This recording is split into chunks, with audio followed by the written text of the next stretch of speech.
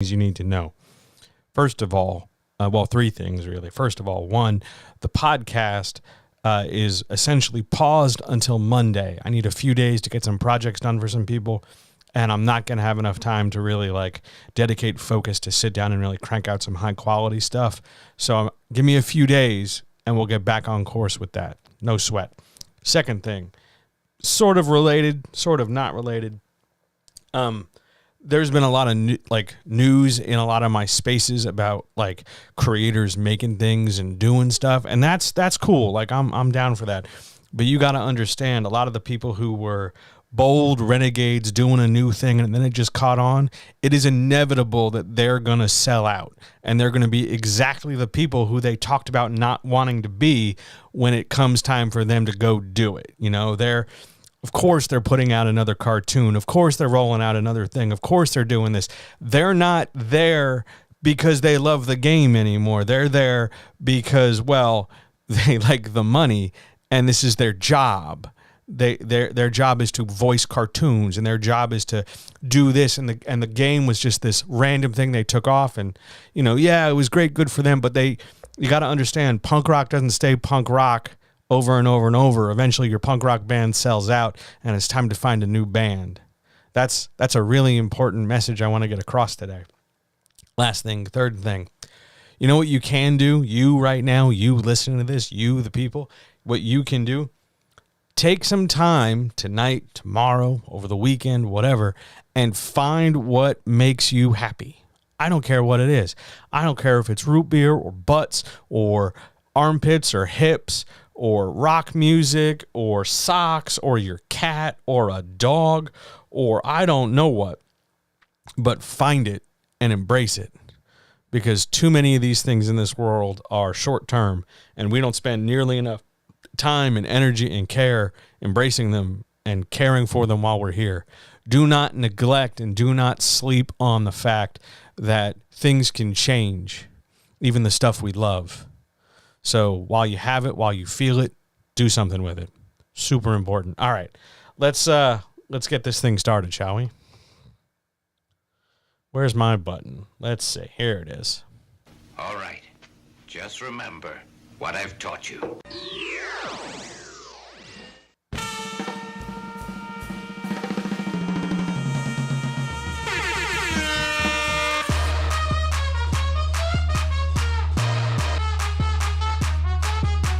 The fuck is that?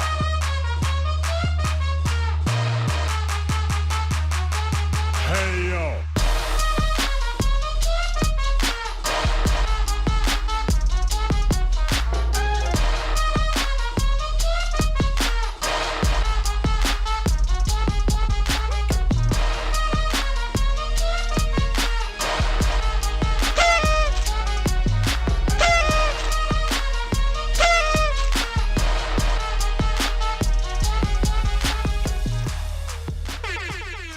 Oh boy, oh boy.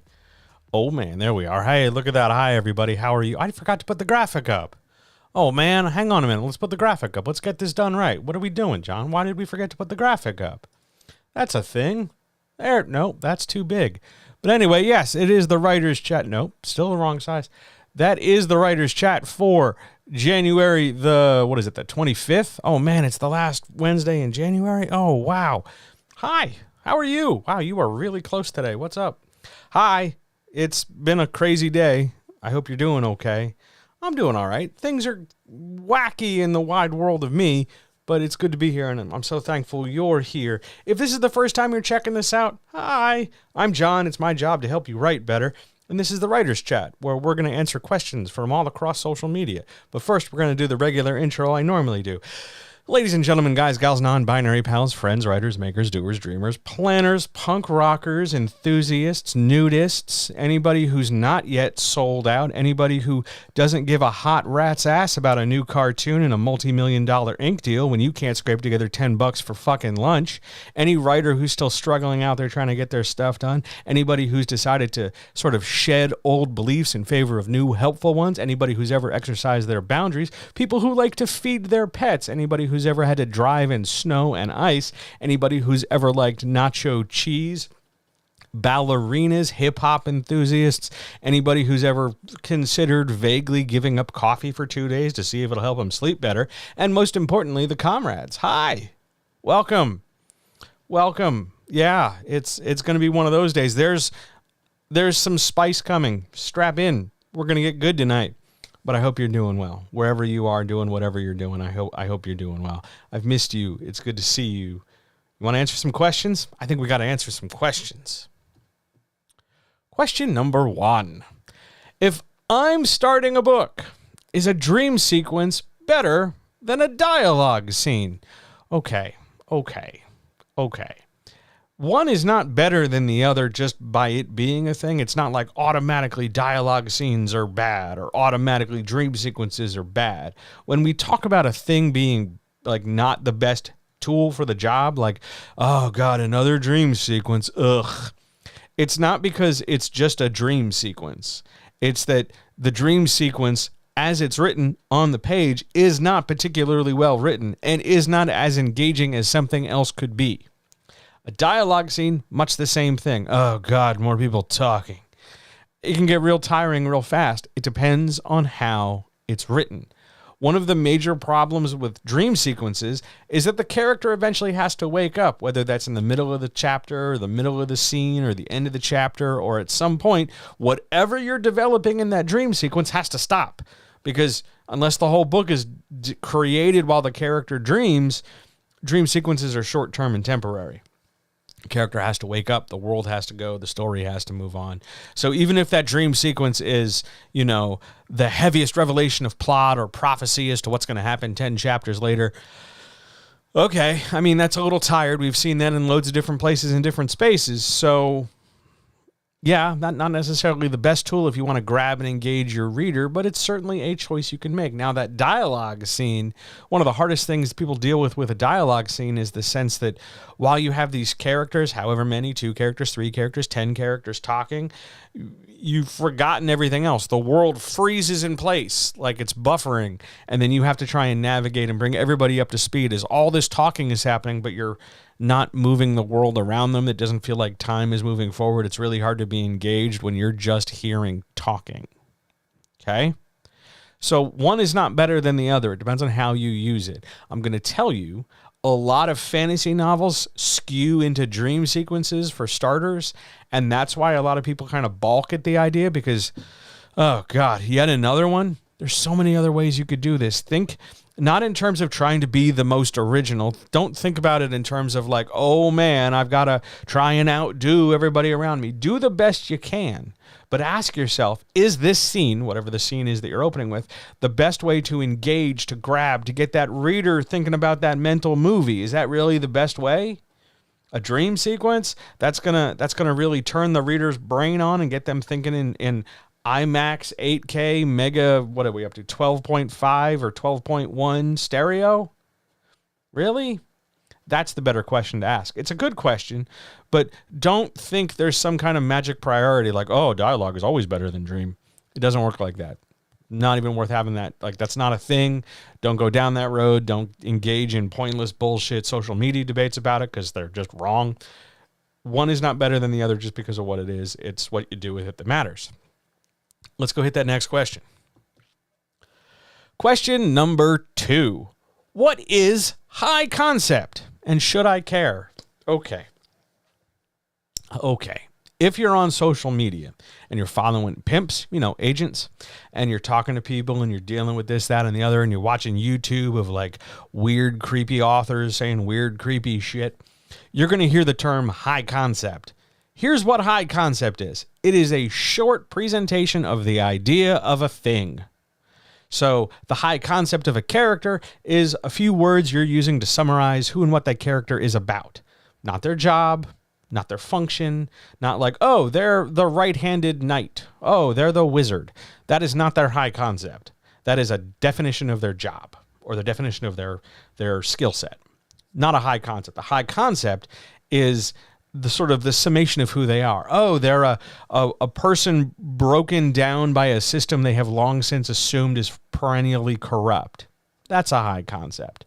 Now, characters are not the only things with high concept. Your plot has a high concept. It's a story of people overcoming overwhelming odds, but finding out the world is always going to crush them. Or it's the story of a superhero who accepts his role in a position of authority. A high concept is a summation of what you have going on with the thing we're talking about. High concept of plot, high concept of character, high concept of scene. You know, what's this scene? Oh, it's the car scene. No, what's the high concept of the scene? Oh, this is where we're going to have the emotional, like, two people are going to hash it out in terms of how they feel about each other. Everything can have a high concept. The description can have a high concept. What's the high concept here? Oh, I'm trying to describe the forest as green. Whatever it is, high concept is a summation to help put into your own words the idea you're trying to get across over there when it comes to whatever you're writing. Should you care? Yeah, ish, mostly, kind of, sort of. You should care in the sense that, you should know what you're talking about and you should know how you want to talk about it. But in terms of like getting quizzed on industry jargon or getting quizzed on writing terminology, that's not a thing. Like, there's no test to make sure you understand what high concept is.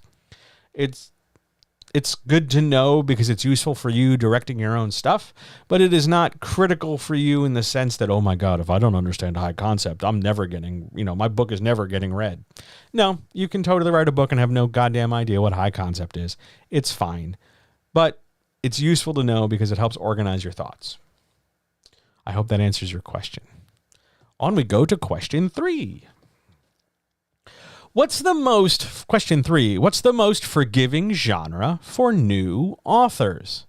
Okay, now I've closed my eyes because you can't see me roll my eyes when I do that because we're going to talk about the word forgiving. What exactly do you think as a new author you need to be forgiven for?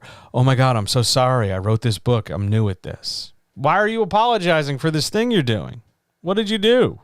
Did you like break a window and blame your brother? Like, did you drink all the milk and put the empty container back in the fridge? Why do you need forgiveness? Now, if you're saying, oh no, John, I'm trying to get like a sense of what's going to afford me the best response in case I suck. Why are we assuming we're sucking? When did we get into the suck business? What's this? What are we doing? No genre is more forgiving than another genre. If that were the case, then there'd be a billion books in that genre and very few everywhere else. Because what you're talking about forgiving is the idea of whether or not your fan base is going to be real like cranky and pissy and fandomy, if that makes sense. Like everybody's just going to be all like vicious with claws out, getting ready to attack. That's true everywhere. Like, there was a time in my life where I would tell you that one of the nicest fandoms in the world was Star Wars. That is certainly not the case right now. Like, that is so not true. They are not welcoming. They're disinterested in anything that changes the status quo. And that is true for a lot of spaces with a lot of things and a lot of people. And genres can be the same way. Have you ever like talked to military sci-fi people? They're a little intense. They have a particular view as to how crunchy they want their missiles on their starships to be, and they're not very lenient when it comes to writing they disagree with. That does not mean it's bad writing. It doesn't mean you suck. It doesn't mean you wrote a bad plot. It doesn't mean you really fucked up. It just means that somebody somewhere is unhappy with what you wrote, and it's not your job to make them happy. Your job is to tell a story. And if they don't like it, that says more about them than it does about you. So you don't have to run around trying to find like the most accepting place in the world, because you're going to carve your own accepting place in this world. No genre is going to shelter you. No genre is going to be like, oh, they're new, let's be sensitive, because that's not a thing. If it was, I'd be telling you about it.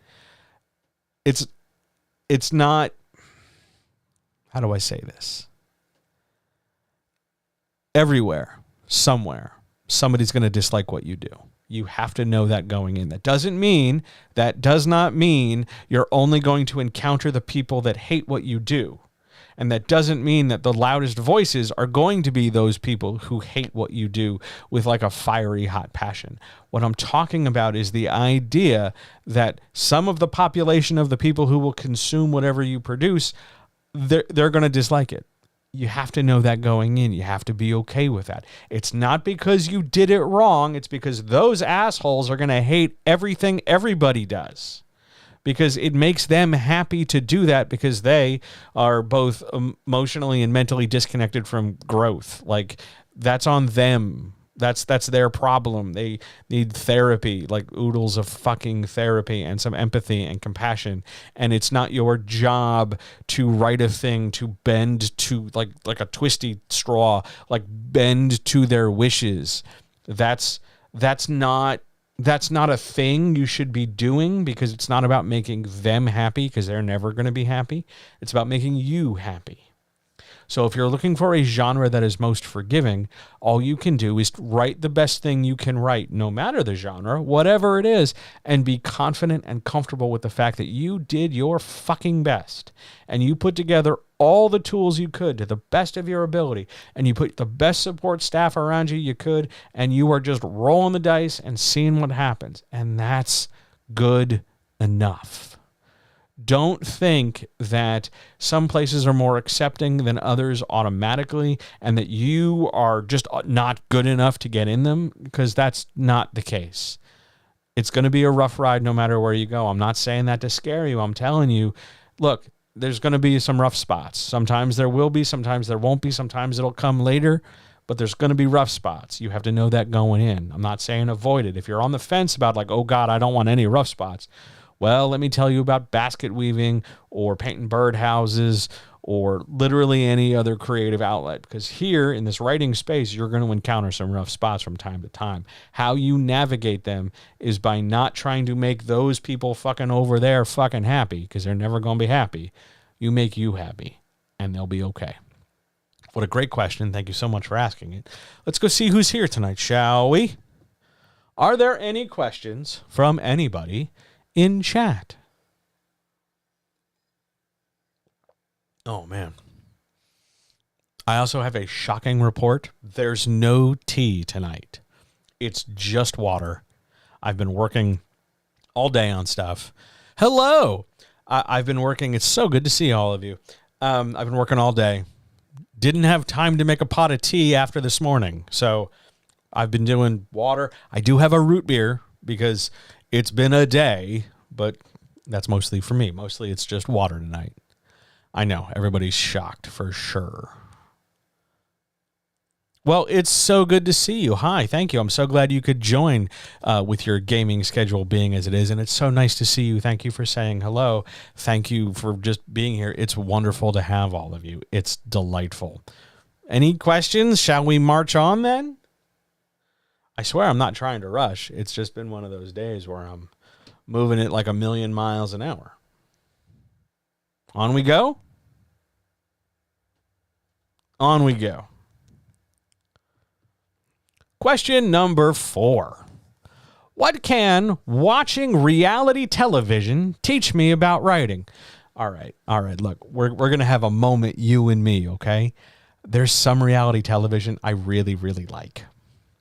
It's older. Like, it's been a while. I don't watch. I'm aware of the current trends. Like, I know The Bachelor is a thing. I have never seen an episode. It has something to do with flowers, right? But like, I'm not like, oh my God, The Bachelor. But if you want to go further back, like early Hell's Kitchen, I was down for. The early 2 or 3 seasons of Survivor were cool. What was the there was one with guns that was out right around 9/11. I was not sober for a lot of that. So I just remember there were shooting competitions on the History Channel that were kind of neat. Although I look back at it now and it's a little bit like cringy, but I kind of like some reality television. There's apparently some new ones on streaming services that are supposed to be like dramatic and like soapy, and I want to check them out. There's one with Alan Cumming. I'm supposed to be like, oh my God, I'm going to watch it over the weekend after I get my work done.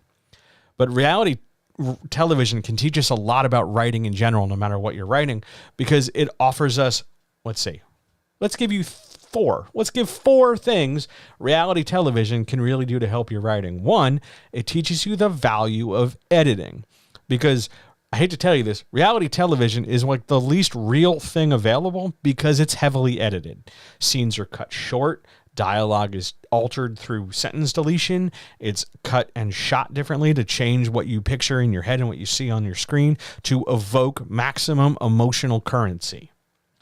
It didn't always play out the way you see it, despite what the hosts swear up and down they do.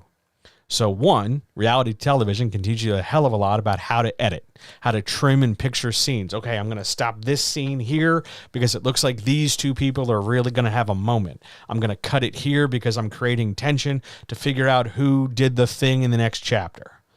It helps you understand where to cut and where to move and how to frame things. That's big item number one. Item number two. Reality television lives and dies by the emotions it evokes.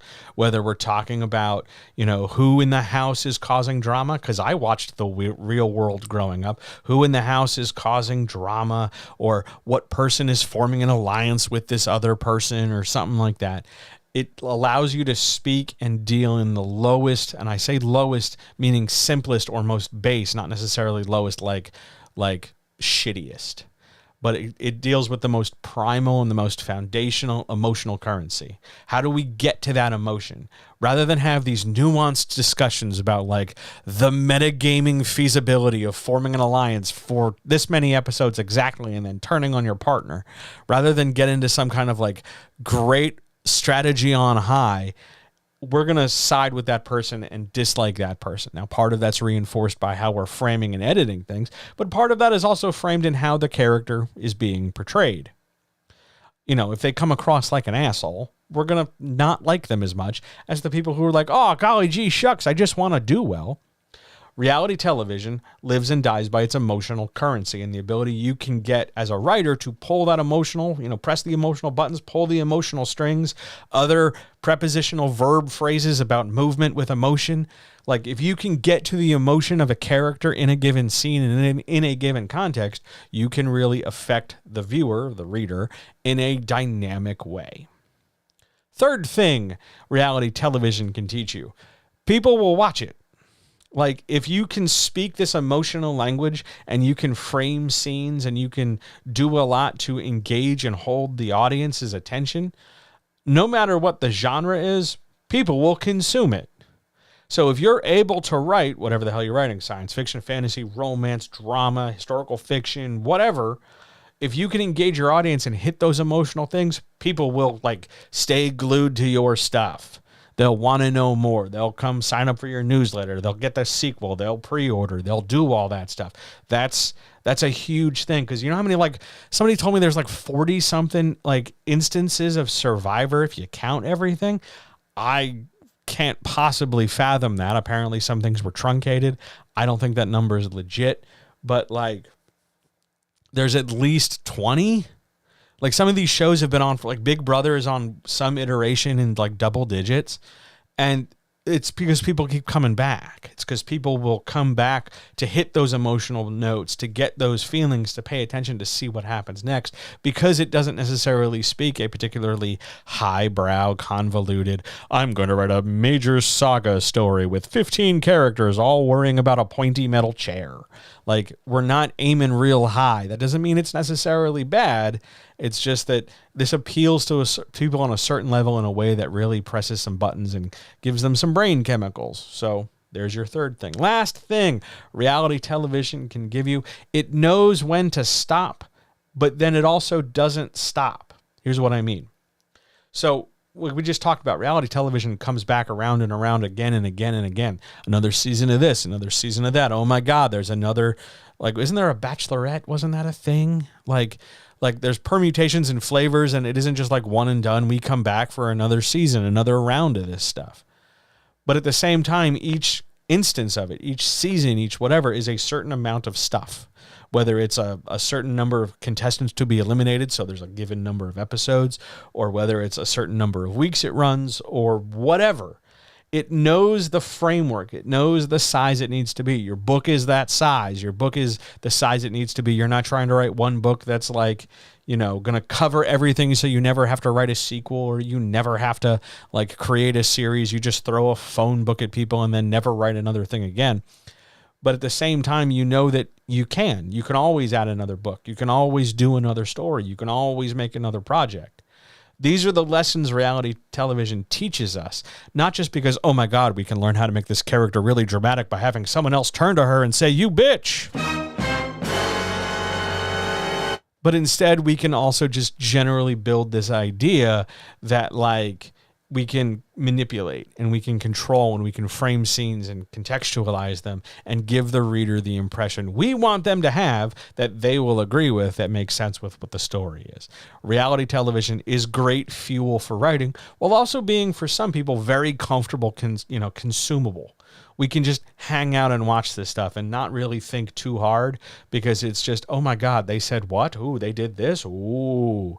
And for a lot of people, that's a nice relief from all the everything going on. You know what I mean? Let's go to the next question. Question number 5. How do I keep my story engaging once the climax is done? How do I keep readers satisfied before the final pages? I don't think in the entire time I've been doing this, anybody's asked this question. So thanks for asking it. I really appreciate it. There's a window that they're talking about in a story. Most people take this to be the third act, but it's pretty flexible depending on where your climax is and how it ends and how long it takes to end it. And there's a real question as to, well, why does somebody keep reading once the climax is done? Well, we've killed the monster. Why don't we just close the book and call it a day? The murderer has been, discovered. Why doesn't just the next sentence the end?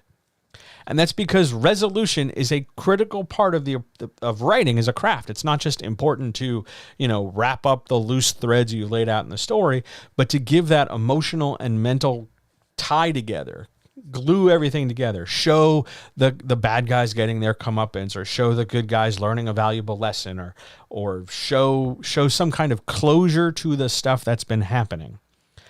And how you're going to maintain that engagement, how you're going to make that happen, is you're going to make sure that whatever that closure is, whatever that connective stuff is, it makes sense, appropriate to your climax. So if your climax is like a giant civil fucking war, like, oh my God, this whole country is at war, the resolution has to be also of a roughly equal, appreciable size. Because, oh my God, we're tearing apart the whole kingdom and everybody's at war.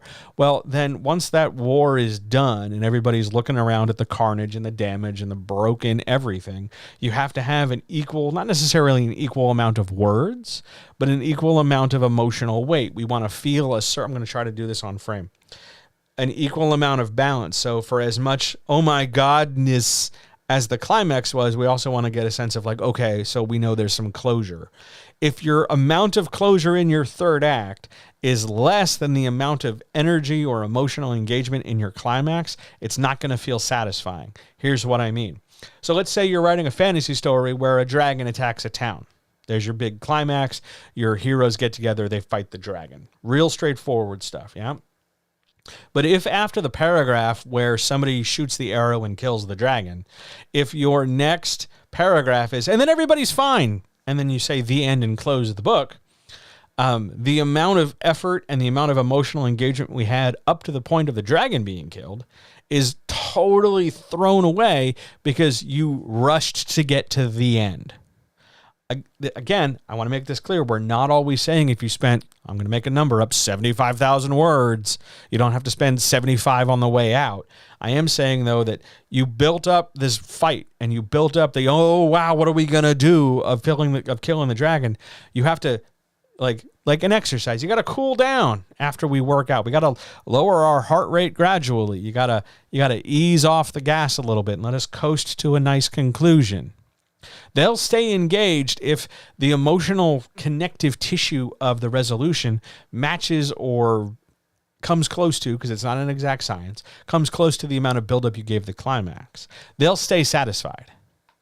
And the amount of space you have between climax and final pages is pretty flexible. It's not like there's a magic number that's supposed to be there. You'll be okay as long as you hit the emotional tone and wrap up the things you need to wrap up, even if it's 5 pages, 10 pages, 30 pages, whatever. Note, if your climax peaks way too early, like you've got 100,000 words and your climax is at 50,000 words and you still have 50,000 words left over, that climax is happening too soon. If your climax is way early, it's really hard to make the remaining part of the book feel satisfying because the big shit happened way over there where it was like distant and remote. For an example of this, go look at the second Hobbit movie. I guess it's the third Hobbit movie where they kill the dragon in the first 5 minutes. And then we have like this long protracted build up to, I guess we have to fight some orcs now too. That's a mishmash. That's a problem where we don't tie things up nicely. And then when we do, all of a sudden it's, we're done. Okay, great. Cool. Off we go. Really make sure you make your effort on your end to balance out your emotional resolution and your plot-based cleanup with the height achieved by the climax. That's how you build satisfaction. That's how the readers stay engaged. That's how you keep your story going when your climax is done. What an awesome question. I really hope that answer makes sense. If it doesn't, let me know, and I will take another stab at it.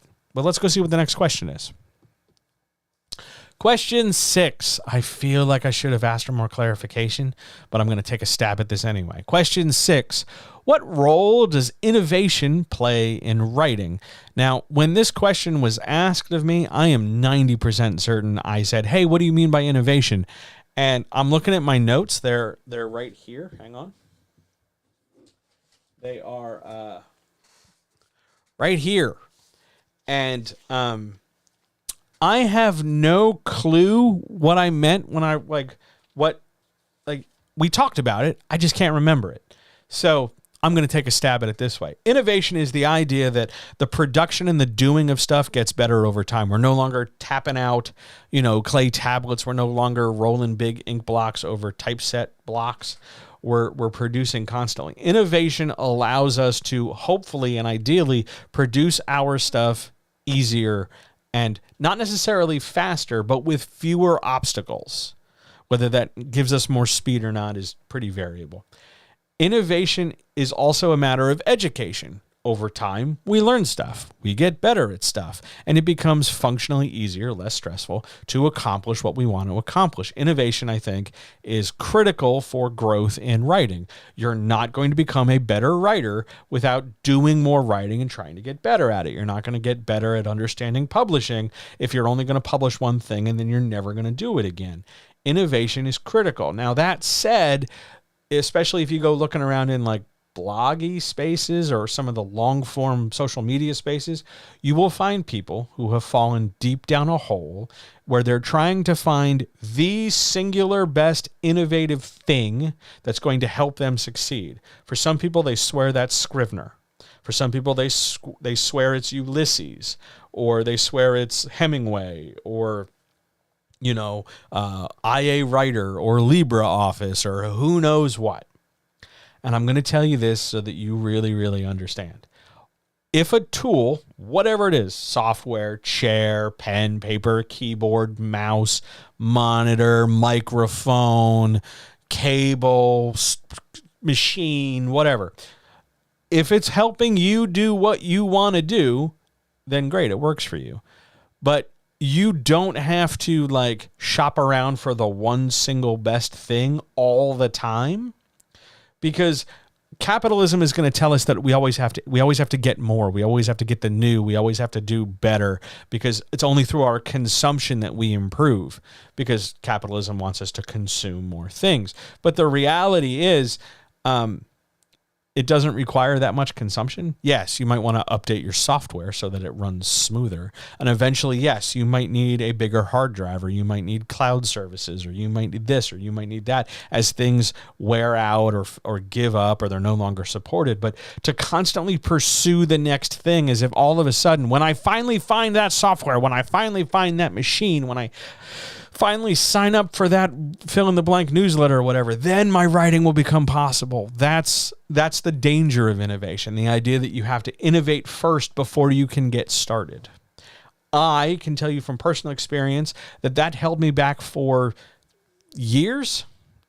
decades, maybe a decade and a half at least, where I would make 1,000 million excuses as to why I couldn't do a thing. Oh, I can't do fill in the blank because I don't have a fill in the blank machine, or I don't have this, or there's no time, or I don't have the right lights, or I don't have the right camera or the right microphone or something. And then when I got these things, all of a sudden, once I was very comfortable with this microphone that I could move all around my space, and once I was okay-ish with my camera, I do wish it would plug straight into the machine, but that's neither here nor there.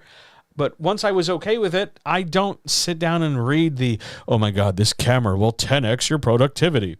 I could give a shit. I have a thing that works. I'm going to go with it. Now, maybe that's a function of my age, because as oodles of people have pointed out lately, I'm old. I'm in my 40s. Apparently, to some folks, that's prehistoric. But the idea overall is, be careful with your innovation. Innovation does not mean you're suddenly going to do a thing perfectly. Innovation just means you have the ability, if you use the thing that you're comfortable with, to do a thing easier. But easier is not always faster. And don't mistake faster for better, because you could fly through a thing and do a shitty job. But innovation is there to assist and augment what we're doing.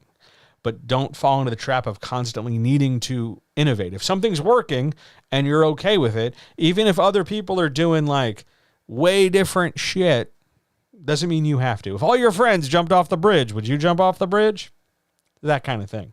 Just because everybody and their mother has some kind of AI-infused writing assistant does not mean you're bad or wrong or should be shamed or should be sent to the moon or something just because, you have Microsoft Word. If it works for you, whatever it is, if it works for you, use it. That's what it's there for. Keep using what works, ditch whatever doesn't, and you're going to be just fine. So that's the role innovation plays. Are there, as I put more water in my face, are there any other questions from anybody here?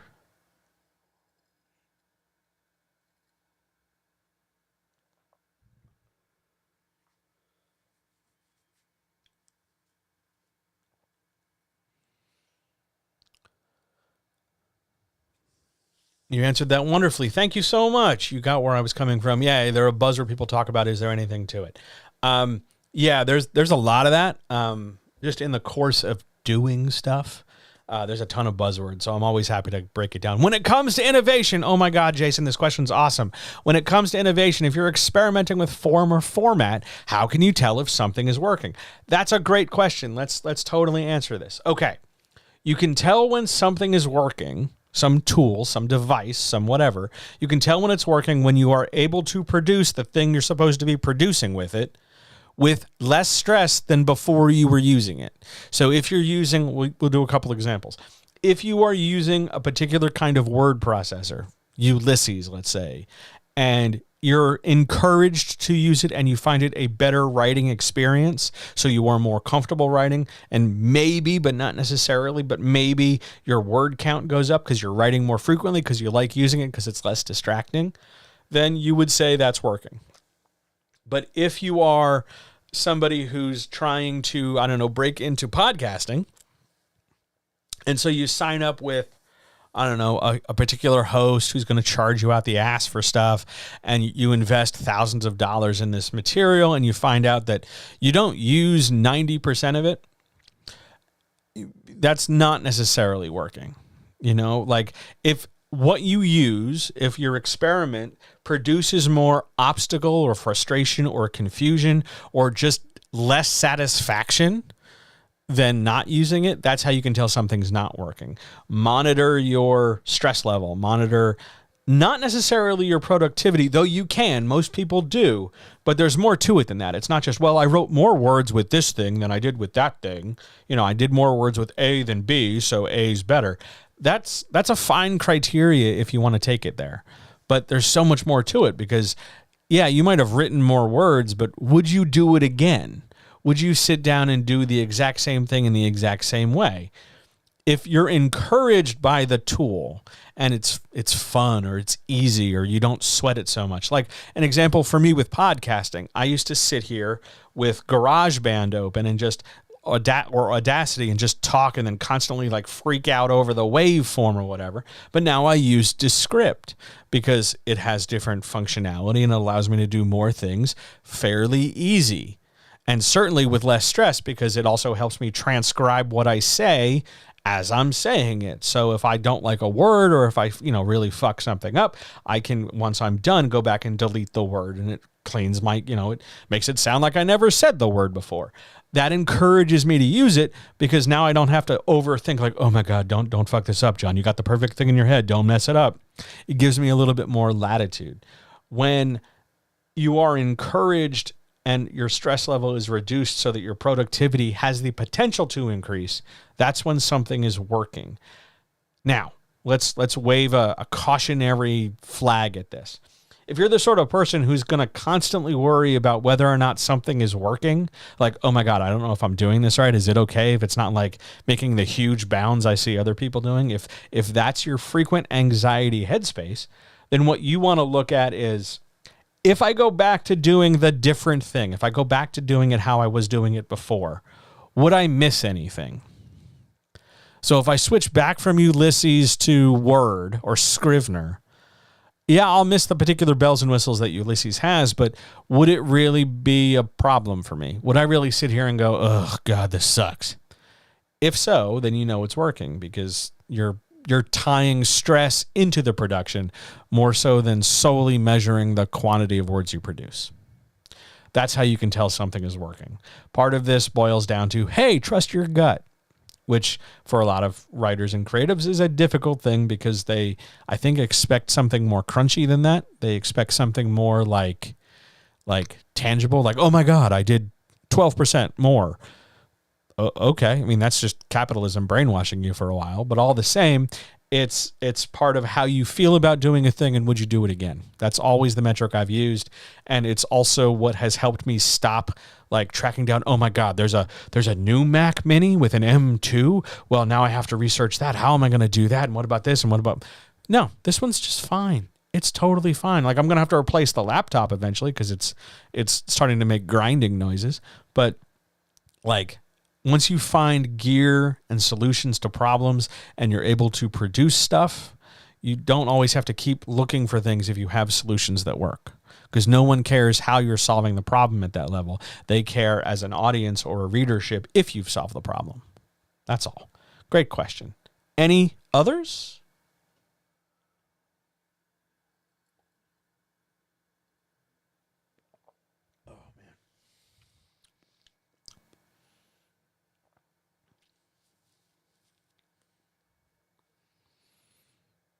Shall we march on then? Question 7. What would I need to start a writing podcast? Okay, I'll tell you how I started mine, which, by the way, is John Helps You Write Better, available wherever you get your podcasts. Here's what you need. You're going to need some kind of device to record the sound coming out of your face hole, whether that's your phone earbuds, whether that's your wireless headset, whether that's a dedicated microphone, be it USB or XLR. And if you go that route, you're going to need things to plug those plugs into, and you're going to need some kind of software to record it, whether that's the voice memo function on your phone or whether that's a dedicated program, whether it's free or pay, whatever. There's a million different ways. And then you're going to need a place to host it. There are cheaper solutions than others. Some have limitations depending on how you pay for it. Some are very successful. Some are very small and niche. And it depends on what it is you want to produce. Like me, I use Captivate.fm, and it goes out everywhere podcasts are available, and even a few I have never heard of before, because that's what I wanted, because I just wanted to be able to get stuff out, get it on Apple, get it in Spotify, get it on Amazon, call it a day. But beyond that, that's all you need. You don't necessarily need, a soundboard or a complicated series of sliders for volume. You don't need necessarily intro music and outro music. You don't need like high level production values right off the bat. I know that the very successful spaces seem to give the impression that, oh my God, if you are not using a Shure SM7 microphone with a cloud lifter and then, speaking into a completely paneled closet that muffles all the sound, and you're editing for hours using the highest level of waveform in order to produce, like, that's nice, but you don't have to do that. Like, the world's not going to come to an end because you don't have a catchy opening jingle. What's more important is that you have enough tools to help you get started, because the hardest thing in doing this is getting started and maintaining it as a regular course of action, to form that habit, to produce it on the regular, be it every day, every week, every Friday, every Saturday, whatever it is. So long as it is able to be heard by someone in some functional, useful format. Yes, there might be an echo. Yes, the audio might sound real distant sometimes. But by and large, it comes down to, can you produce a thing that someone will hear, has the potential to hear? That's going to be job number one. Job number two is, what are you going to talk about? And I'm making that job two because too many people make that job one, and then they swear they're going to figure all their other shit out later. Yes, it's important. But once you figure out that you can record on the voice memo part of your phone and you can just dump it right to Anchor, cool, awesome. But you do have to figure out then, okay, so now I know where it's going, but what am I going to say? I'm not talking about editing. I can tell you that if you want to edit, go pick up a program called Descript. It's the most amazing podcasting editing device I've ever used. It's amazing. What I care about is, well, okay, so you've got the gear and you've got the means. What are you going to do? Are you going to talk about your writing? Are you going to talk about just writing drama? It's just going to be you talking by yourself? Are you going to bring some friends in? Are you going to, just sit there and I don't know, talk shit about books from the 1950s and complain about how shitty old white people were? What are you going to say? Learn that after you figure out how you would get it out into the world. Put those two things together and you can have a podcast. If you need a logo or a graphic, well, Canva, you don't necessarily have to run right this second and spend hundreds, if not thousands, on high level production at all ends. You can just get started. The majority of people swear up and down, oh my God, I need to do that. I need to have a podcast. But then when it boils down to it, they really just want like one time to talk into one microphone and say a few things and then go away. So what are you going to do? It's not hard to do once it's going. The momentum carries itself, but at the same time, getting started, where people usually make excuses is, well, I don't have the equipment. Well, the equipment's simple. You can boil it down into nothing if you really need to. But once you have the equipment, what's your next excuse? What are you going to say? That's what matters. And then it's just do that. Do it a lot. Don't worry about monetizing it right away. Don't worry about having a consistent thing. Just keep doing it. And it's okay if your early instances take time for you to figure out what the hell you're saying. That's totally fine. But that's how you would get started. Let's go answer a question from chat. How would you recommend writers build accountability into their workflow? Should it all come from within? How do we balance the need for community with the need for being self-driven? Okay, there's a lot to unpack there, so I want to take each question sort of in pieces, if you don't mind. Writers should build accountability by, let's do it from the internal, and then let's do the external, because that's probably the easiest way to answer it. Because I don't think, to answer your second question, it should all come from within. I think a good percentage of it should, but it's not like all me and nobody else. So I think accountability internally, the accountability of self, along with knowledge of self, is important. And I think that accountability comes from, whether it comes from making a handwritten to-do list or tracking it somewhere. Like there's a channel on my Discord about like, hey, here's what I'm doing today. Or just a Post-it note you leave. Where's my Post-it note pile? Right here. Post-it note. You just leave yourself a note as to what's going on and what you're doing. Whether that's just a sense of like, okay, I know tomorrow's Thursday. I have to get this done. I have to get that done. And you just repeat it to yourself all day Wednesday. Part of that accountability has to come from you, because accountability is what helps you get the thing done, because it isn't just like, oh, I know I was supposed to do something. What was I supposed to do? We're trying to make that as concrete as possible. So part of that accountability is there. Notice when I talk about the accountability of self, I'm not talking about judging the quality of my work. It's not like, oh, well, I know I had to do that thing and I sucked at it. It was terrible. No, I'm not talking about judging yourself in terms of accountability. Accountability is a very simple productivity discussion of, did I do the thing I was supposed to do? Period. Not how well did I do it? That's a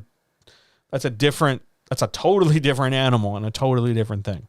But you can build that accountability by being more organized with what you're planning to do, at least from the internal perspective. Write it down, make a to-do list, put it in your phone, leave yourself a note, anything like that, where you communicate to yourself to hold yourself accountable for what you have to do. Here's my to-do list. I will do these things. External accountability is a matter of communicating with other people to say, hey, I'm doing a thing and I'm going to tell you about it. Some people take this too far and, jump off for 5 or 10 minutes. Oh my God, I wrote this scene today where the bread and the Muppets and the chickens and the this and that and the other. And part of that becomes validation seeking, which is not the same as accountability. Accountability is just letting other people know what you're doing. That's a thing that is important, because ideally, if you're making it clear that you're doing this for accountability, if you're making it clear that you're every day I'm going to tell you how much I wrote or when I recorded or how long this took, because I want you, the other person, to tell me or ask me or follow up with me if I'm trying to install it as a habit. So that's the function of external accountability, to keep me moving, to keep that habit forming, to keep things on track. Not necessarily like, are you doing your plot? Did you write chapter 31? Did you make that thing? Did you have that scene with the horse? That's a different kind of accountability.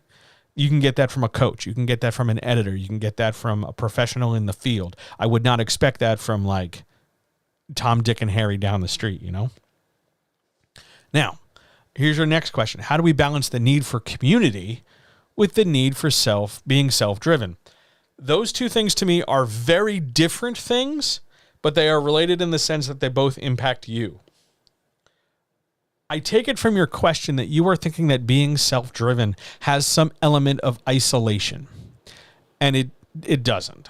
It shouldn't. I should say it that way. Because you can be driven, disciplined, to get your ass in the chair and put your fingers on the keys and produce the thing, whether you have a community or not. If you're using self-drive as a soft, cushy synonym for alone or isolation, then really what you're saying is, I need a community because I feel lonely. And I've been calling it self-drive so that I don't have to deal with the big, giant, scary feeling I feel with loneliness. You can be disciplined and you can be driven and be part of a community. In fact, if you are self-driven, disciplined, organized, and then part of a community, part of that drive and ambition will rub off on other people. It will also freak some fuckers out. Like, people will be really, oh my God, like all of a sudden we were just having fun fucking around, but now all of a sudden all the writers got serious. What the shit is this shit? That's going to be a thing, and that's okay. That's not your fault. You're not wrong if that happens. If you doing you, making your stuff to the best of your ability, makes other people either step up and join in or step out and go away, cool. All's good, because you're going to do you and take care of you and produce what you want to produce. But you balance those two needs by keep doing what you're doing. The need for community is what? Validation, comfort, sexual partners, snacks, recipes, downtime because you've been working and your brain is fried and all of a sudden you just want to chill and, kick it with a few people. That's cool. You gotta, in that case, you're not really asking for community. You're asking just for downtime. And downtime is almost always better with other people because that way you get to vent if you need to vent. But you can balance those needs because they're not at odds with each other. Sometimes you need to be alone and get your shit done. And sometimes you can just get your shit done independent of being alone. Sometimes you just want to hang out and not work. But if the idea is sometimes when I hang out with this group of people, I end up not getting my shit done, then you're talking about how you're not being very disciplined. And that's where you need to say, like, okay, here's a boundary. I have to do this. It's time for me to go work now. I'm going to go close Discord. I'm going to go, mute my phone, put it in airplane mode. I'm going to I'm not going to check social media. I'm going to stop playing my video game. I'm going to go work. When it's time to work, you work. And when it's time to not work, don't work. But part of that is also accountability from self, because you know your schedule, you know what you're trying to accomplish. So if you're not accomplishing it, if you're not doing it, well, that's not the community's fault. They might be an easy patsy to blame because, oh, come on, you guys, I keep talking to you, I'm not getting this stuff done. That's not their fault that they're talking, man. That's your fault for hanging around when you got other shit to do. You balance those things by the discipline of wanting to get stuff done. Community is going to be there. You should have one. Everybody should have one. Community is how we become more full and complete people. But that discipline to get work done has to start with you, but it can be picked up and carried by others because they'll turn around and go, how'd it go today? How's that going? Like, hey, did you do that thing yet that you've been talking about doing? Like, that's the accountability externally. But part of it also has to be met by the accountability from you. I keep saying it's important for me to do it. Why am I not doing it? That's accountability. I hope that answers your question. It's a great question. It's a great set of questions. They're all kind of tangled up for an awful lot of people. I hope I helped untangle them in some way. Great stuff. Love it. Shall we march on? Why did I make this one so big? Jesus Christ. Oh, question 8. What can I do when my opening involves elements that I've seen agents, pimps, and other people on social media declare as overdone? How do I figure out if I need to reconsider something or if I just need to keep going as is? Okay, we talked a little bit about this when we were answering that first question about dream sequences and dialogue, where sometimes some authority figures will tell you that stuff is overdone. Now, here's what overdone means. It means that a lot of people are doing it, and they're not really doing anything new or special with it. They're just kind of going along with the herd, moving along the same way everybody else is. There's no real spark of interest. There's no real new dimension. Nobody's really saying anything. It's just kind of more of the same. All right. That's not necessarily a bad thing if you know that if, 2 pages from now, on page 5, we're going to pick up and go in a new direction. But if you're immediately looking at this and saying to yourself, oh my God, I'm using this kind of scene or that kind of scene, and somebody said it's overdone, I'm automatically at fault, I'm automatically bad. That's not true. Again, like we talked about with that dream sequence and dialogue scene up front, it depends on what you're doing with it. Just because other people are doing it does not make it overdone. It's sort of like when you talk to a teenager and they turn around and tell you that like this thing is dead. Like, oh, nobody does it anymore. But for a fact somebody somewhere is still doing it. Like, just because it's no longer new, hip, and trendy doesn't mean it's dead. When a thing, an element of your story is overdone, the question becomes not, oh my God, I have to change it, everything's terrible. It's, okay, loads of people are doing this. How is mine different than theirs? Not just, well, it's different because my characters are named A and B and their characters were named C and D. I mean, like, in what new direction, in what new way are you answering the questions posed by that element? So if you're saying, oh, we're starting with a meet cute for my romance novel. Okay, how is your meet cute different than the stock generic? Oh my God, I also like item X. He. How is your meet cute different than their meet cute? That's what makes your thing not overdone. Yes, it has a meet cute. And yes, some asshole somewhere is going to turn around and go, oh my God, it's a story with another meet cute.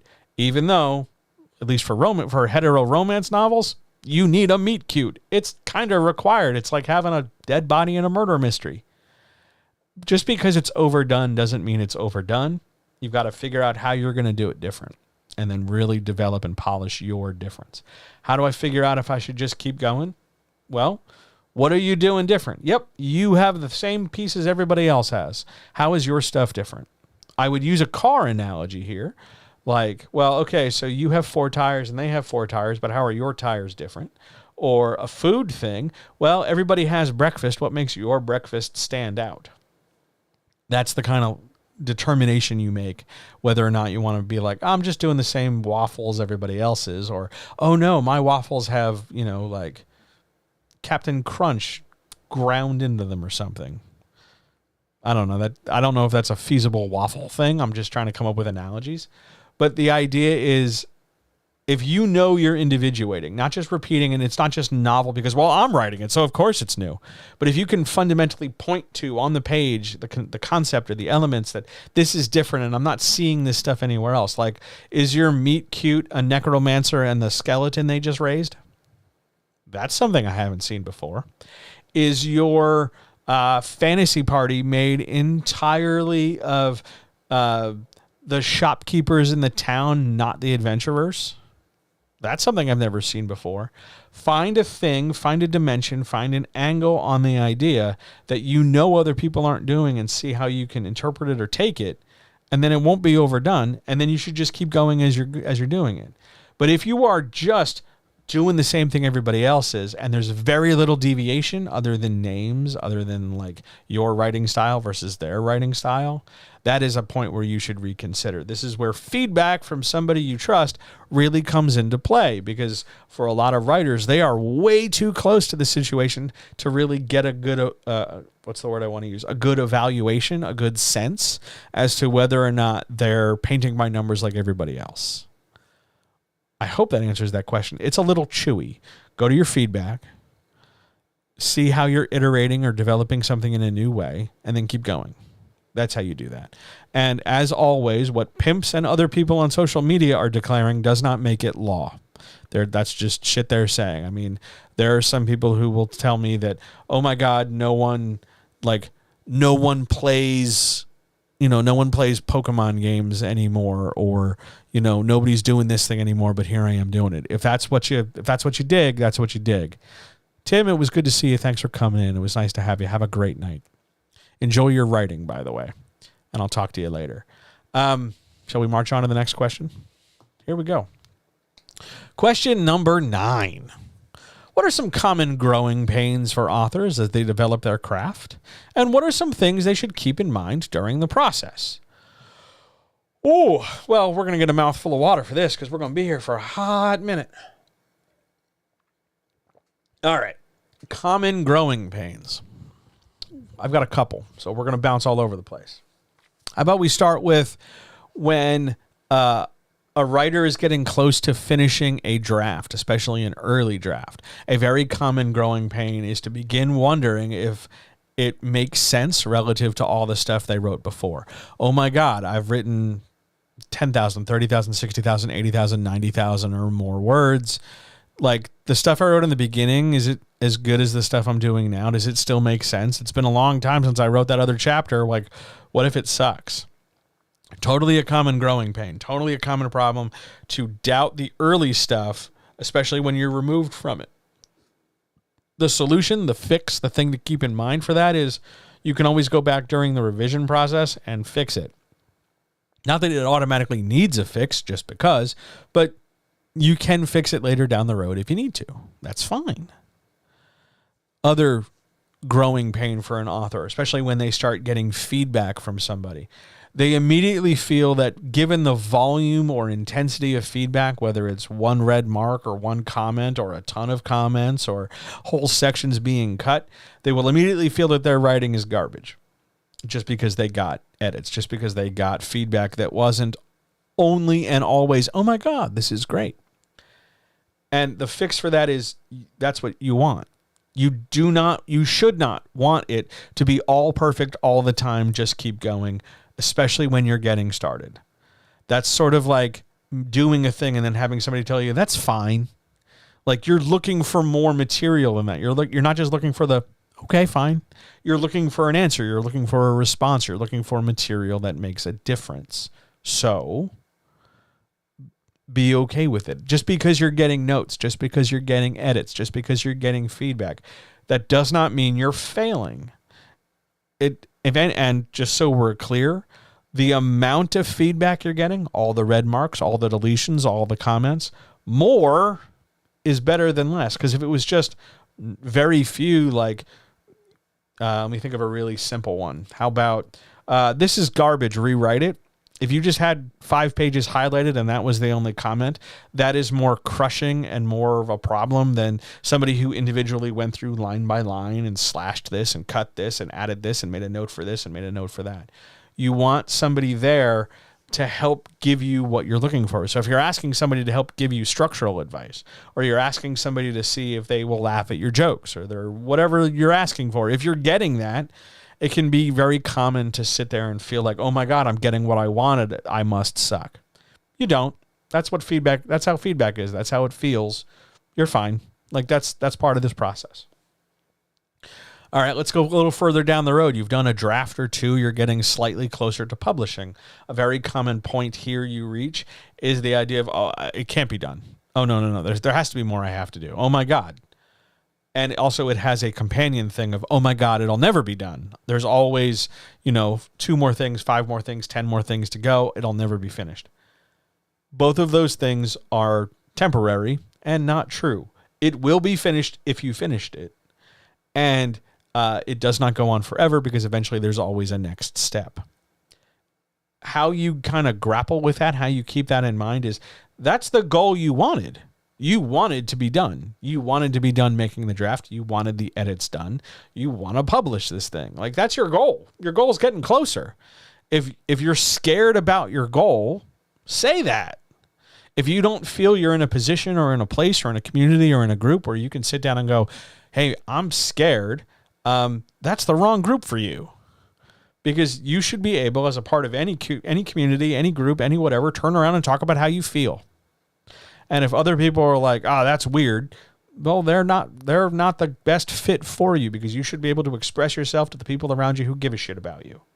It's okay to be scared about those next steps. It's okay to be like, I don't know what's going to happen. It's out of my control at a certain point, and that freaks the shit out of me. Yeah, it super does.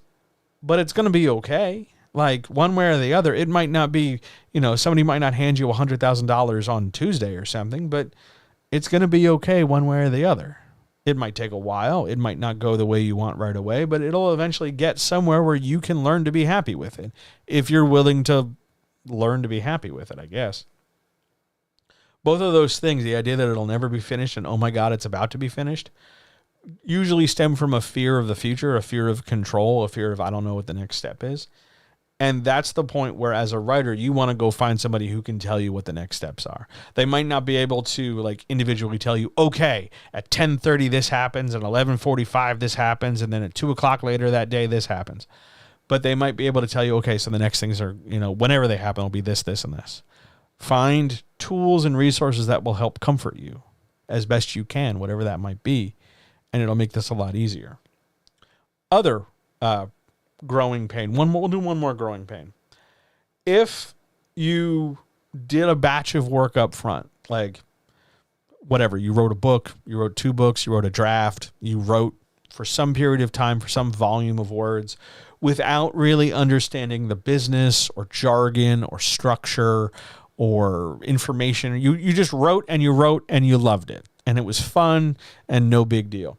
And then all of a sudden you started getting some kind of education, whether that was following writers or taking classes or attending lectures or you went to school or anything like that. And you started gaining information that you didn't have. It's very common to go from, oh my God, writing is fun to, oh my God, writing sucks. Why? It stopped being fun. And for a lot of writers, that's the point where they dip out because it's not fun anymore because it turned into work. And they didn't come to work, they came to have a good time. Here's the thing to keep in mind. Eventually, and I don't know how big eventually is because for everybody it's different, but eventually it does go back to being fun. Because when you start out and you don't know better and you're just writing and you're unbound by a lot of things like rules and format and structure and the anxiety and worry about conforming into a set of rules or a set of manuals or plans, you're just producing and you're uninhibited. And that's wonderful. But then all this structure comes along and you're trying to fit in and you're trying to accomplish and you're trying to learn and you're trying to demonstrate improvement. You're trying to do this in such a way that you're showing that you've learned. You're showing you want to be a good student, which is totally fine. Eventually, though, Part of being that good student is understanding that not every piece of structure and formula and format and education needs to be applied to your work. Sometimes you have to learn to go, nah, that's not for me. I'm not interested in doing that. I'm going to go over here. And you start unburdening yourself from the expectation and the baggage that you have to do things a certain way. You're going to do you, and you're going to do your shit your way, and it's going to be fun again. It does come back around, but you have to be willing to ride it out, because part of what that education can give you is new avenues and new dimensions of fun. Nobody likes learning this shit. I didn't like learning this, and I spent half my life learning this. But I can tell you, when I didn't know any better and I was just giving feedback to writers, that was fun because I was just saying whatever. And as I learned more things, and I, like, oh, well, here's narrative gain, and here's load, and here's a loop theory, and here's this, and here's that, here's the triangle, here's the mountain, here's the, sawtooth, all the stuff I know. That became a pain in the ass because I wanted to try and, like, get that into everybody's head. Learn this, do what I did, like, grasp this. And then all of a sudden I realized, like, I don't want to spend my time making everybody into the way I think they should be. I want to spend my time giving everybody the best tools they can so they can have the best time they want. So if I'm saying a thing to you and it's totally not clicking, like loop theory did for a lot of people, you don't have to use it. Who gives a shit? You think I'm going to be upset? I don't care. Do what makes you happy. That's what's going to make me happy. So what if a theory I talk to you about doesn't do diddly squat for you? Totally fine. I'm not going to be mad. Make yourself happy. But it does get fun again. Education is going to give you some more tools that will allow you to accomplish what you want to accomplish. And over time, once you're willing to jettison the ideas of perfectionism, or at least loosen your grip on them, or jettison the ideas of expectation because you're just going to do what you're going to do, it does get fun again. I promise. You just have to be willing to ride that out. And it's a tough one to do, but you can totally do it. I believe in you. I hope those growing pains were sufficient. I hope, there's always more. I'm always happy to talk more about it. There's stuff for marketing. There's stuff for, developing and growing your community. There's stuff for, writing a second book. There's loads of different growing pains, and there's loads of different solutions. So if you want more, ask. I'll give you some more. But for now, let's march on. Are there any other questions in chat while I continue to kill these glasses of water in front of me? Oh, man.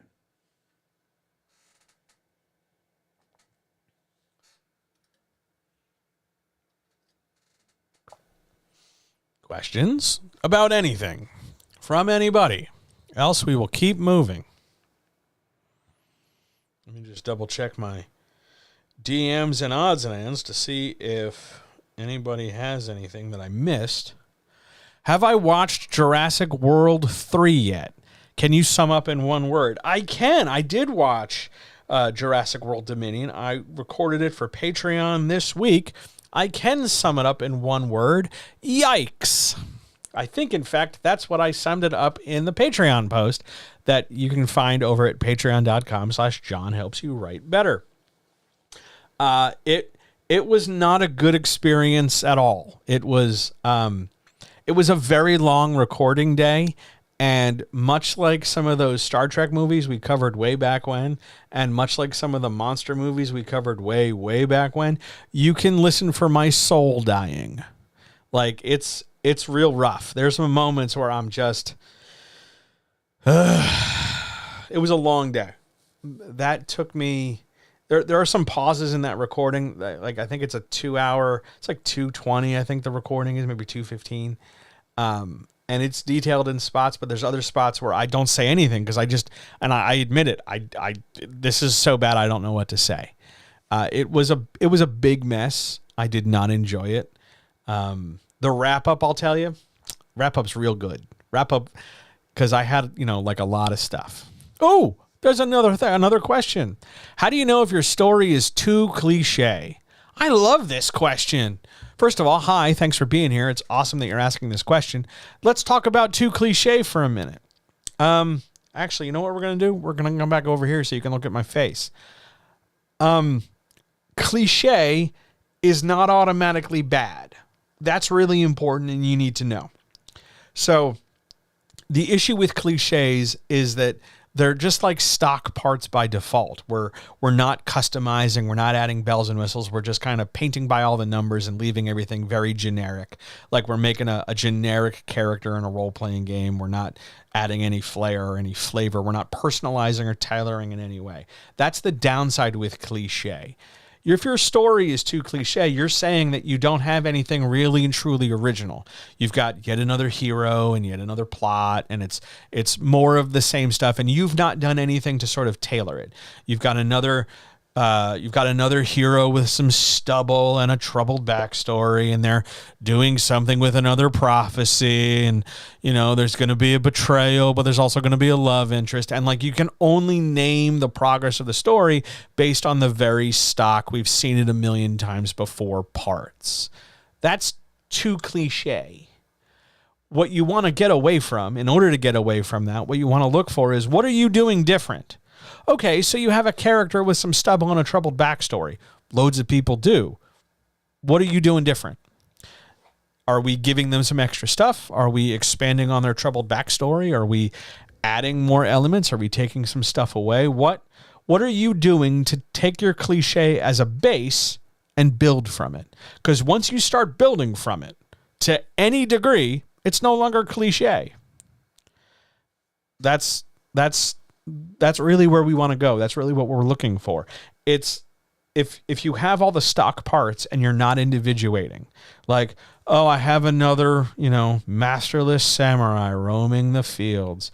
He occasionally fights monsters, but one day he dreams of being, something else. Or I have a character who's been prophesied to fight the bad guy. Oh, God, I'm falling asleep just even thinking about it. If that's what you're doing and that's all you have and you can't point to anything past that, that's too cliche. And how do you fix that is by taking those elements and doing something with them.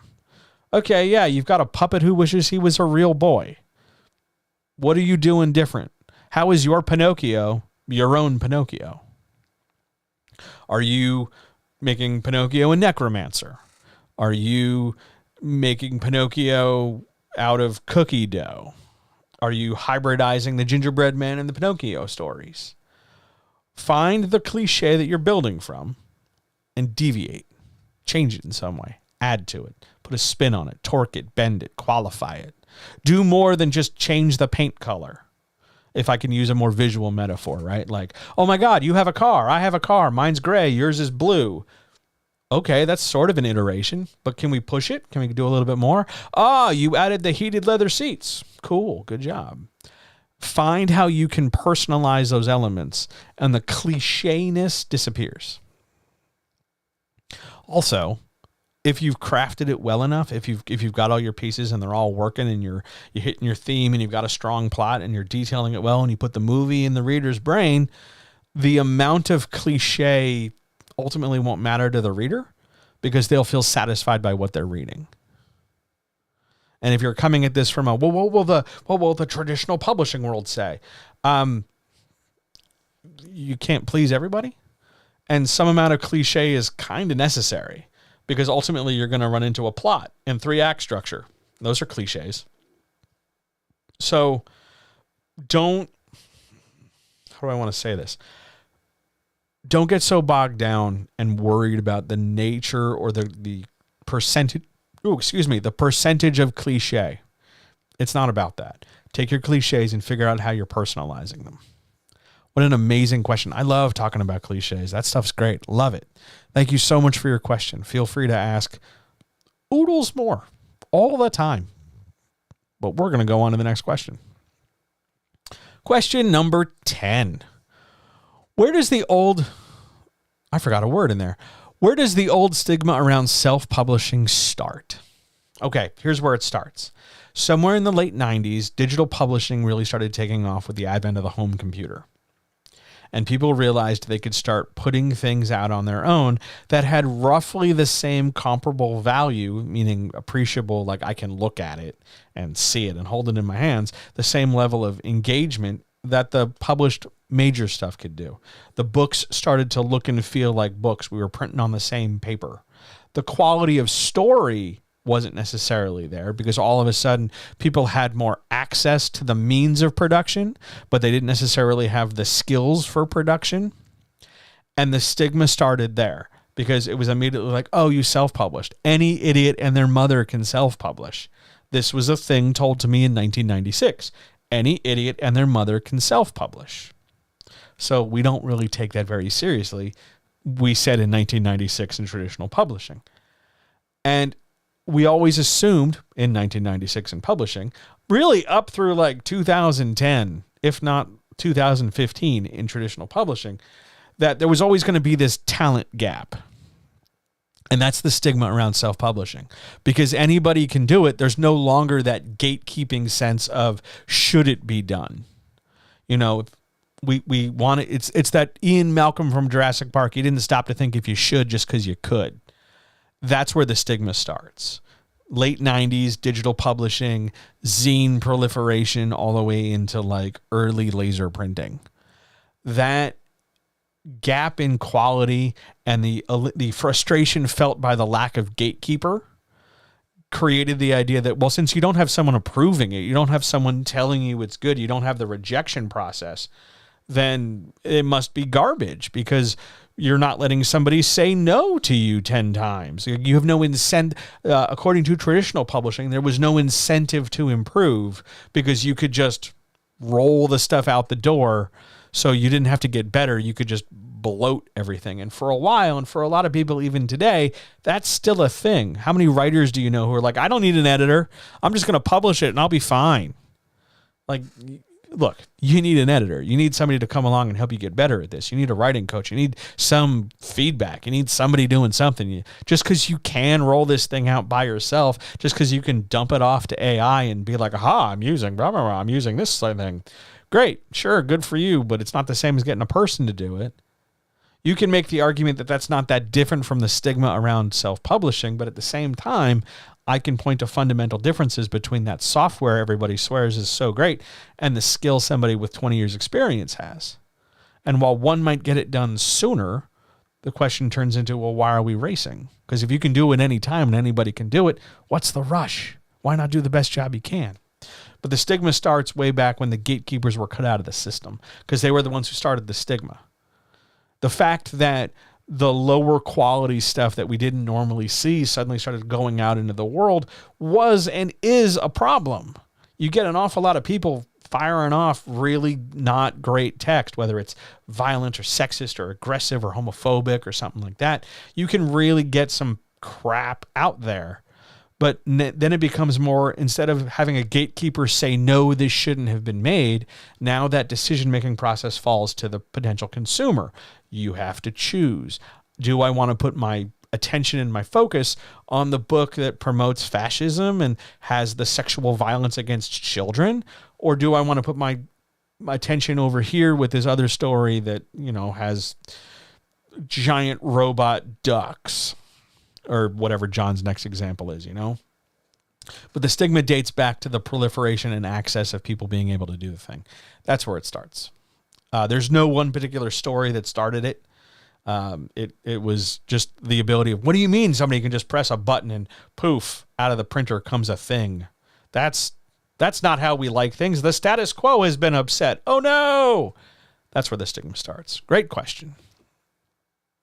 Question 11. I need another mouthful of water. Instead of AI, what should a tech bro do to help writing as an industry, other than not be a part of it? Okay. There are a billion, trillion tech bros, whether they are Silicon Valley or Wall Street or anybody in between, that really want to tell you that you can sign up for some software. You can go to one of those 5 websites that's going to change the internet. And of course, it's a for-pay subscription service that involves AI in some way, shape, or form that will tell you how to change your writing, whether it's a thing that's going to write your sales copy or a thing that's going to write your website or a thing that's going to generate a cover by stealing somebody else's art, or whether it's somebody who's going to give you a plot idea, even though it's going to steal from somebody else's work, like AI. People love it because it simplifies a process that they feel should be simplified rather than celebrated, rather than improved.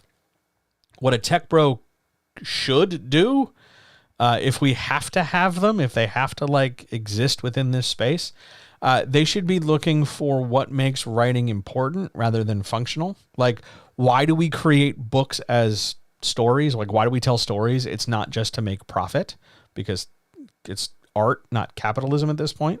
So like, why do we tell the story? Why are you, like, person who asked me the cliche question, are you writing your book because you want to pay your mortgage? Because if that's the case, you better find a different way in the interim to pay your mortgage. So rather than putting a premium on the speed of production and the money earned thereof, look at it in terms of how can we produce the best art that is the most personal and the most moving? Are we going to farm that out to a machine that generates information based on a pool of data supplied to it? Or are we going to come to understand the psychology of people better? Are we going to look and say, these are the things that affect and move folks, and how are we going to, deal with it? Yes, absolutely, sir. Passive income would be nice. Believe me, as somebody who got snow all over their shoes standing in lines today for stuff, passive income would save me a whole lot of trouble. I understand.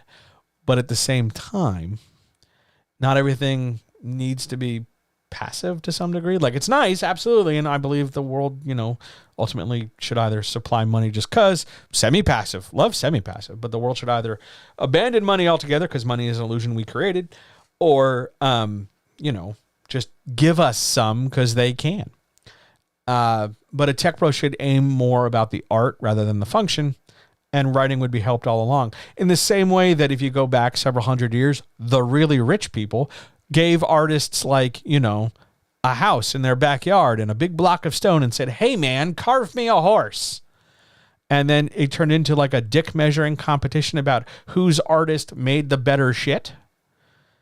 And then it was a little exploitative to some degree because, these people went blind or whatever, trying to like chisel in the dead of night and make the fresco to impress their boss. But at the same time, like, that gave access to art we are still talking about today. So I think a tech bro should look at stuff as art more so than commodity and capitalist thing we can sell. I think that's what a tech bro should do. I don't ever see that happening though. Most tech bros are way too interested in crushing it and doing some number X, like 10X or 5X, their genitals or something, whatever. They're interested in having a bigger number than somebody else. It's fucking pointless. Good question though. Love the question. On we go to the next. Question 12. How can a writer practice writing action scenes? Oh, good. We're going to get into an exercise. Here's an exercise. So step 1, action scene, I'm making air quotes, as a thing does not only mean the big car chase. It doesn't only mean the big CG battle with the robots or the explosions or the space fight or whatever. Action scenes are just stuff happening. Here's how you can practice it. If you're willing to embarrass yourself slightly, mime part of it out in the mirror. Like, if you are writing a boxing scene, shadow box. If you are miming like the hacker's going to hack into the computer, then hack on the invisible typewriter in front of you and see what happens. Like, figure out how a character, a person embodied and you're pretending to be them, figure out what their action would be. And if you have multiple people in the scene, well, then you're going to do this in multiple pieces. But figure out what their actions are. Okay, they're typing on the keyboard. They look up at the monitor. Sometimes they type over here. They're typing urgently because somebody's coming in to kick through the door. Then you pause, freeze them in your mind. So there's somebody hovering over the keys. Now you're going to go pretend to be the person on the other side of the door. They're kicking in the door. Now, please don't actually kick in your door, but mime it, like throw some ninja kicks in there and pretend the door is flying, like make an effort. Mime it up. This is great, by the way, if you have little kids, because you can immediately start playing a game with them. It's rad as hell. But mime the parts. That is one way to get better at practice writing your action scenes, because you'll think about the individual actions you're taking, and those individual actions, you're going to have to figure out a sentence or sentences that detail those actions. So if we're typing away on the keyboard, where do we want the reader to pick? What do we want the reader to picture? We want to have them picture fingers on keys. Because if we just have this zoomed out view with the camera, like, where's my camera frame? Like where's my camera frame? Way up here, right? Like floating in space. Then we're losing some of that intimacy. We're losing some of that tension. So we're going to figure out where to position the camera in order to like tell the best visual story. That's one way to do it. Another way to do it. Make a list of all the actions everybody in the scene is taking in order. This happens, then that happens, then this happens, then that happens. Number it. Figure out, like, here's 1, here's 2, here's 3, here's 4, for however many things. Don't worry about it in terms of paragraphs. Don't worry about it in terms of sentences. Just make a bullet list of actions. John does this, Tim does that, Kevin does this, John does this, Tim does that, etc., over and over and over, until you get through the whole scene, okay? Then, instead of trying to write it in order, though that is a strategy you can do, just do all the, if you've got 3 characters, do character A, do all the John stuff, leaving room on the page for all the Tim stuff and all the Kevin stuff. Or do all the Tim stuff and not the John stuff. Pick one and do all of it. Then pick another guy and do all of it. And learn to weave the two together. It's going to feel a little blocky in this method, because now instead of writing linearly from 1 to 2 to 3 to 4 to 5, we're thinking sectionally. Here's all the John stuff. Here's all the Tim stuff, et cetera, et cetera. But it's going to give you a better sense of what one person is doing at any one time. And it's going to help give you a more complete picture overall. The third method we already talked about, which is just write it in order and individuate each action. So anytime you're writing a part of the action beat, they're driving the car, they're leaning out the window, they're shooting at the bad guy, whatever that is. Each action is the only action you're talking about at a time.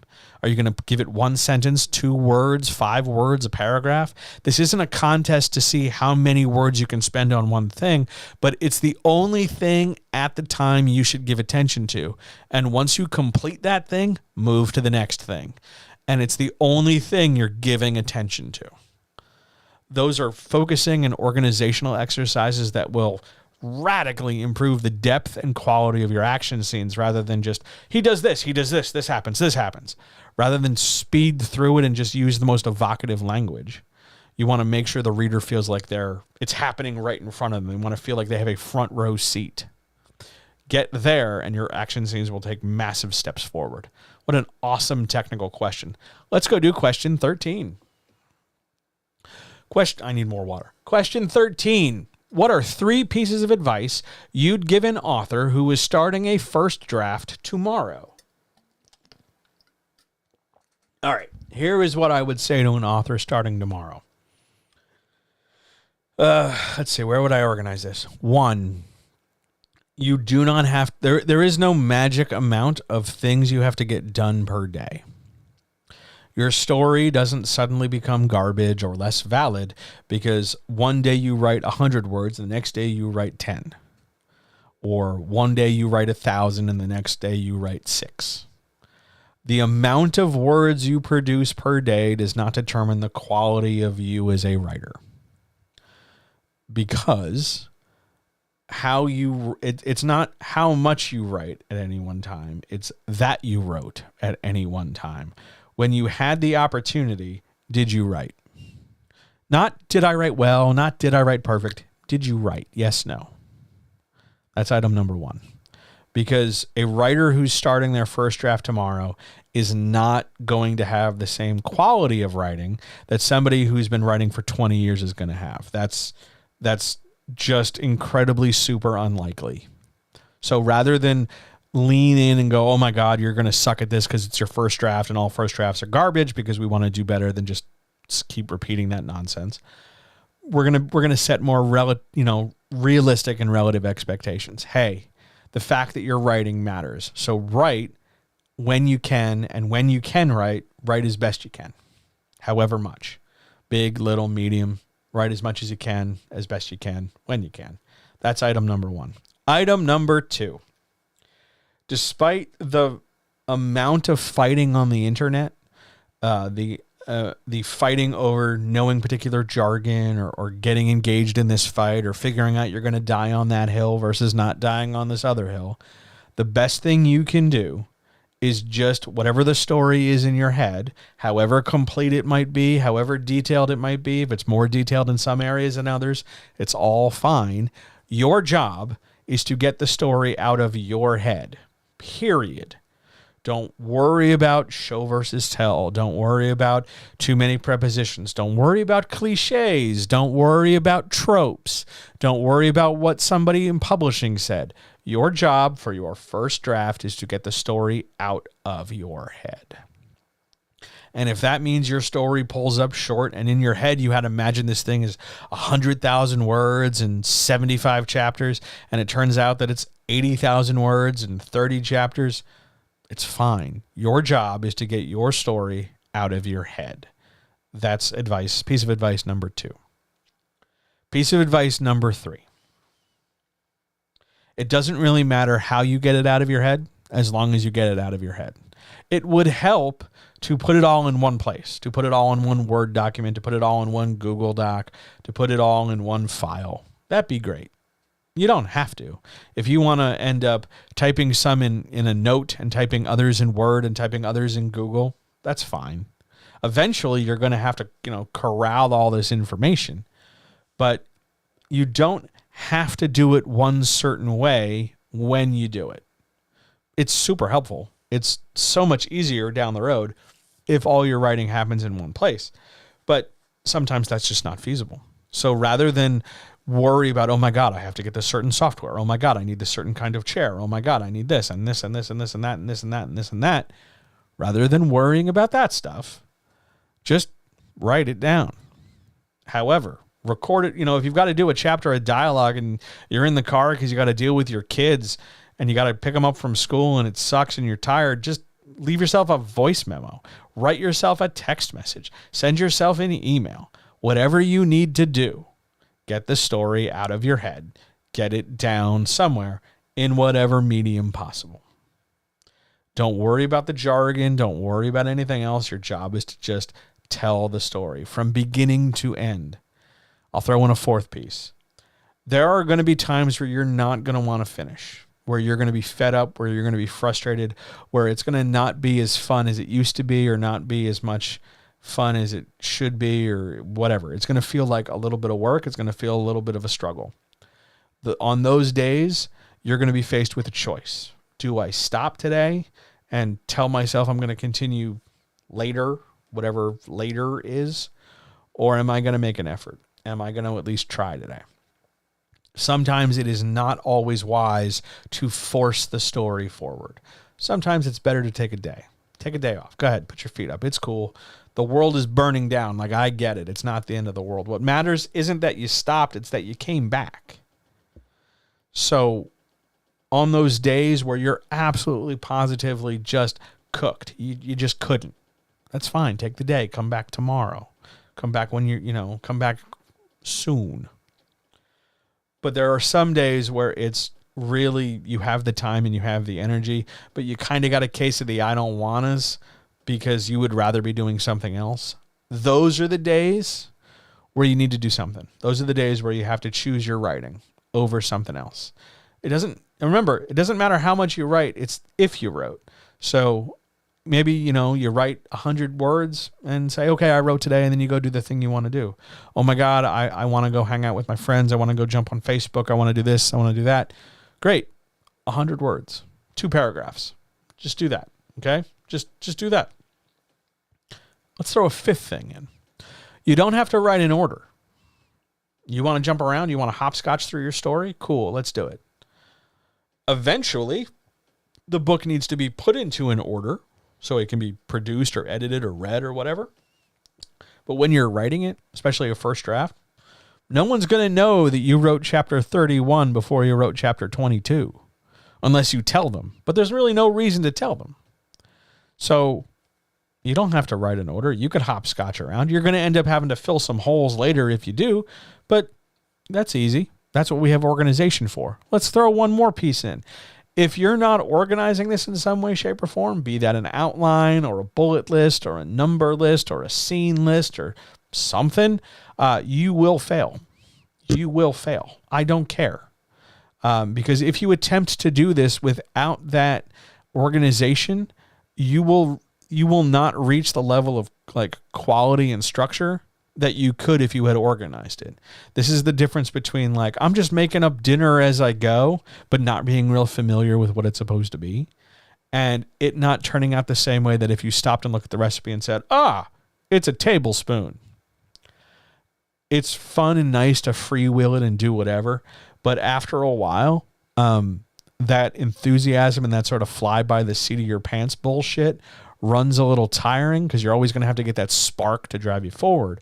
Whereas if you were motivated and organized and were like, okay, I know what I want to write next because it's on my piece of paper, it's in my outline, it's in my Excel spreadsheet, whatever, then it always helps keep you on track.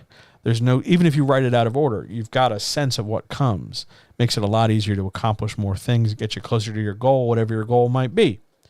So those are some 3+ pieces of advice I would give an author. Let's just do one more just for the fuck of it. It's never going to be perfect.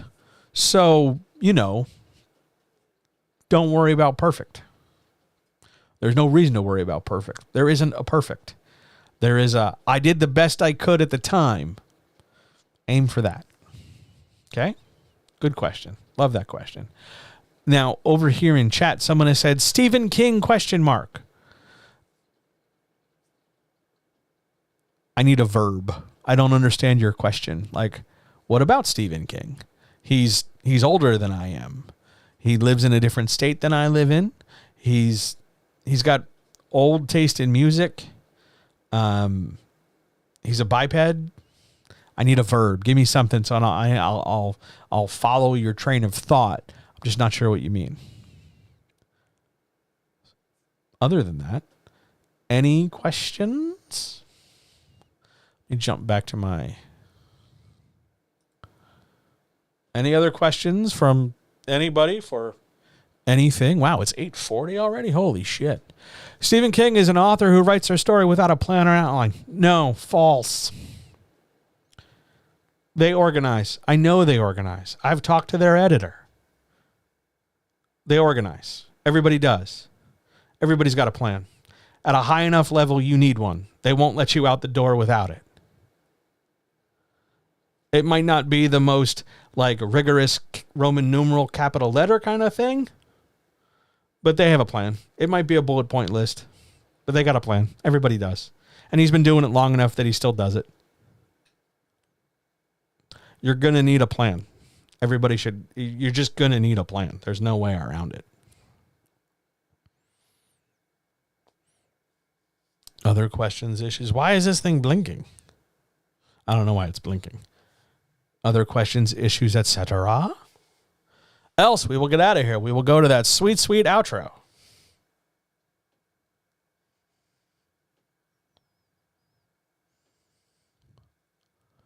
Shall we march on?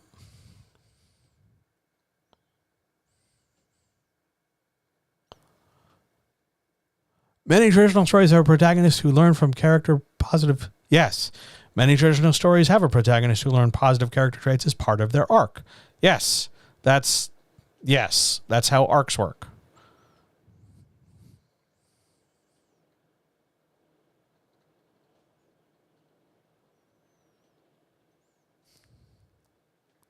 Oh, it's my pleasure to answer questions. You know how much I love them. Let's go to the outro. I got to wrap. Let's if there's nothing else, we will move along because I still got to process this audio. Is it okay to write a character who learns warped traits? Like, who do you think is going to get mad at you? You think your mom's going to be mad at you? You could write a character who learns whatever. You could write a character who learns nothing. Are you asking my permission? Like, you have my permission to write whatever the fuck you want to fucking write. Go ahead. Make yourself happy. Do the best job you can. I'm not sure, like, yeah, it's okay. Go ahead, do that. Let me know how it goes. I'm not trying to be flippant or anything, but yeah, it's totally okay. It's okay. Go ahead, do that. I am an industry professional. This can be your formal permission slip. It is totally okay to write. Just write a thing. What are the pitfalls? The pitfalls. you're going to run into a couple different, well, one set of pitfalls is going to depend on what the story is. So if your character learns some warped traits that don't necessarily lead to anything, whether that's a positive character arc resolution or an explicitly negative character arc resolution, if your warped traits don't really get you anywhere, but like, yeah, the character learned them, but it didn't really resolve one way or the other, it's not going to feel very satisfying to read. 2, you might experience some reader feedback issues where readers, depending on the genre, depending on how you frame the story, you might run into a situation where the reader has an expectation of the story going in one direction, and your active, aggressive, declarative movement away from that might give them some grief, and you might get some pushback from that. Now, maybe you don't give a shit about it, but maybe you do, because maybe they're going to bring up something you didn't think about, but it's possible you will get a response from a reader that isn't what you're expecting. 3, there are times where writing warped traits can be seen as an author just trying to be edgy. Like everybody's 14 and they just learned how to swear, kind of edgy. And it doesn't necessarily make for the most satisfying story. It's kind of like I'm just doing it because I can, as opposed to I'm doing it with a purpose or a utility. So you might run into some feedback or frustration there. But by and large, from a narrative perspective, when you have a character picking up not necessarily positive traits, but a wild, expansive traits, some good and some bad, some of those traits are going to get lost in the wash depending on what the character arc is. You don't always need every trait to sit into the character arc because you don't always need that many traits to begin with. It can lead to bloat, and it can slow the arc's progress down because all of a sudden I'm learning like 5 things, but only 4 are important to the character, or only 3 fold into the story in some way. So those are the immediate concerns, because a lot of that comes down to what you're writing and how you're writing it. It might, because a lot of it's just how you're wording it. Because it's also about the degree of how warped it is, because it's warped based on what? Like, is it warped based on reader expectation? Is it warped based on in-world storytelling? Like, the degree matters here, but also that comes down to how you're writing it. That's what I would start with, and then it just depends on what you're writing. Good question, though. Love it. Anything else?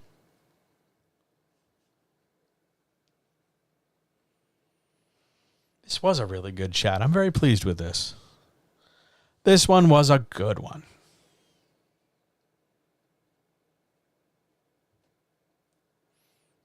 All right, let's go to the outro. Let's get out of here. It's been a day. There we go. The outro did an outro. I'm so glad it did, though. I want to thank everybody for being here. This one was really, really good tonight. Thank you so much for being here. If you enjoyed this and this is your first time checking it out, feel free to check out the rest of the YouTube stuff. There's plenty of material there. This one was really good. It'll go up on YouTube, soonish, a couple hours. It'll be available as a podcast within about an hour or so, or on the podcast stream, which is available everywhere you get podcasts. Just search for John Helps You Write Better. And if you liked this, and if this is the sort of thing you really enjoyed and want to see more of it, the best thing you can do is jump over to patreon.com/John Helps You Write Better. And $2 a month, man, keeps the lights on and keeps me making these chats. If you want to get some individual help with your work, jump over to johnhelpsyouwritebetter.com. I've got openings not this week, but next week. This week's book. But thank you so much for being here, everybody. Take care of yourselves. Wash your hands. Tell people you love them. All power to all people. Do your best. And I will talk to you the next time I see you. When will the next time I see you? Let's see. The next time I see you is February the 1st. Holy shit, it's February already. February 1st, right back here at 7 p.m., both on YouTube and Twitch. Thanks for being here, guys. I will talk to you very, very soon. See ya!